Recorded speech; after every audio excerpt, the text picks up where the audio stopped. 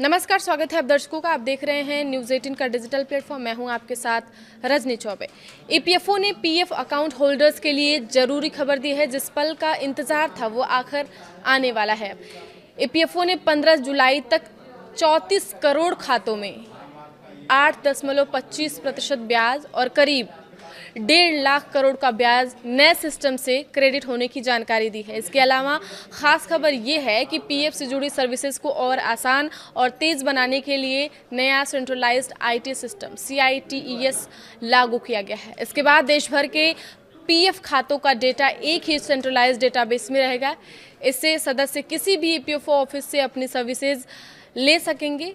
क्या क्या काम ईपीएफओ CITES से हो जाएगा, अगर इस बारे में देखा जाए तो अब PF balance, claim status, service record और पेंशन जैसी सभी जानकारी एक ही पोर्टल पर आसानी से उपलब्ध हो जाएंगे। क्लेम करने से पहले ही सिस्टम में पहले से गलतियों की जानकारी देगा, जिससे रिजेक्शन कम होंगे। नए सिस्टम के तहत पीएफ निकालना भी पहले से आसान हो जाएगा।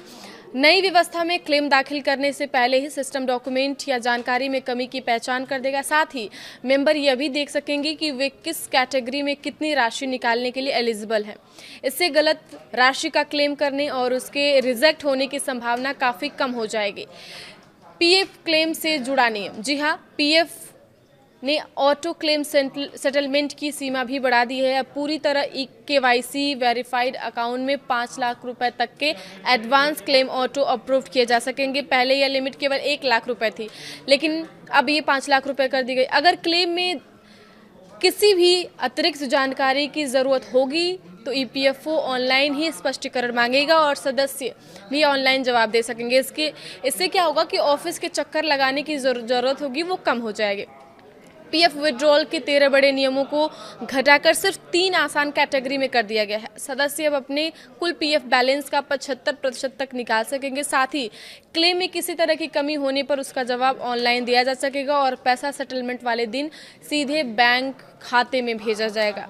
करोड़ों पीएफ अकाउंट होल्डर्स को राहत की खबर है। ये कर्मचारी भविष्य निधि संगठन यानी ईपीएफओ ने अपनी सर्विसेज को पूरी तरह डिजिटल और तेज बनाने के लिए CITES 2.1 centralise IT enabled services process लागू कर दिया है। केंद्रीय श्रम मंत्री मनसुख मांडविया ने बताया है कि इस नई व्यवस्था के लागू होने से पीएफ खाता धारकों को कई नई सर्विसेज मिलेंगी।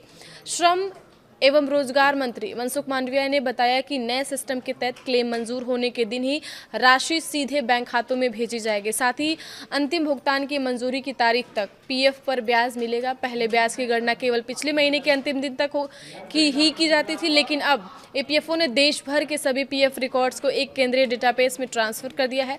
पहले हर ऑफिस का जो अलग डेटाबेस होता था और सदस्यों को उसकी कार्यालय पर निर्भर रहना पड़ता था, अब किसी भी अधिकृत ईपीएफओ ऑफिस से सेवाएं ली जा सकेंगी। ईपीएफओ ने यह भी बताया है कि 15 जुलाई तक करीब 34 करोड़ खातों में 8.25% ब्याज जमा किया जाएगा। इसके तहत लगभग 1.5 लाख करोड़ रुपए का ब्याज नए सिस्टम के जरिए खातों में ट्रांसफर होगा। अब ब्याज जमा होने के लिए अक्टूबर-नवंबर तक का इंतजार नहीं करना पड़ेगा। इसके अलावा नौकरी बदलने पर पीएफ अपने आप नए नियोक्ता के खाते में ट्रांसफर हो जाएगा और पेंशन धारकों देश के किसी भी ईपीएफओ ऑफिस या बैंक के जरिए अपनी सर्विसेज का फ़ायदा ले सकेंगे। नौकरी बदलने वालों के लिए भी ये गुड न्यूज़ देखने को मिल रही है कि नौकरी बदलने वालों के लिए, कर्मचारियों के लिए बड़ी राहत की खबर है कि अब आधार से जुड़े यूएन वाले पीएफ खातों का ट्रांसफ़र अपने आप हो जाएगा। इसके लिए अलग से आवेदन करने या पुराने और नए नियोक्ता की मंजूरी लेने की ज़रूरत नहीं होगी।